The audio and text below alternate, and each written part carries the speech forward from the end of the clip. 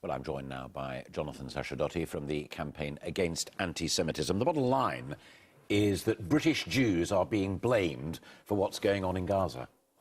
Hearing that Gaza is a frequent word used when people are abusing British Jews only shows that anti-Semitism has found a new way to express itself in such a way that people think they will go unchallenged, and that can't be allowed in this country. Nothing can ever justify anti-Semitic attacks on Jewish people. But is it an attack on the fact that one is a Jew, or is it an attack on the fact that the Israeli government is doing something that many people don't approve of?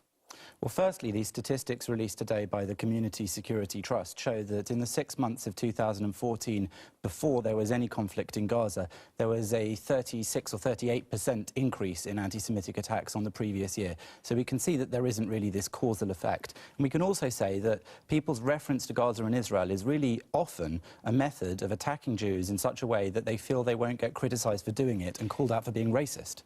In the wake of the attacks in Paris, the Charlie Hebdo affair, but also the Jewish supermarket, the Home Secretary here said, we're going to take extra measures. But we just heard there Rosa Doherty in Nina's report saying, I reported it, nothing happened until it was in the newspapers. Absolutely. Well, Rosa's story was from before what happened in Paris. But what happened in Paris just now is not the first time that's taken place. In France or elsewhere, there was the shooting in the Toulouse school of Jewish schoolchildren. And then in Brussels, we had the killing of Jews in the Jewish Museum. And what these things all have in common is a targeting of Jews simply because of their religion. That's something that we can't tolerate as a British society. It's a problem for all of Britain, really, not just for Jewish people. Final point, and the other thing that many folk will find difficult to tolerate is if the Home Secretary and the police force don't do what the Jewish community want, then those groups that do stand outside school and synagogues and Jewish schools generally will perhaps take things into their own hands. That is a concern.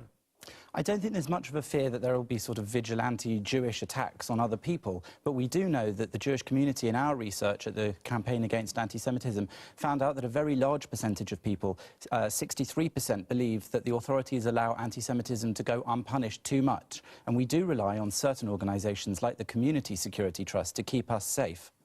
All right, Jonathan Sacerdoti, thank you very much for coming in.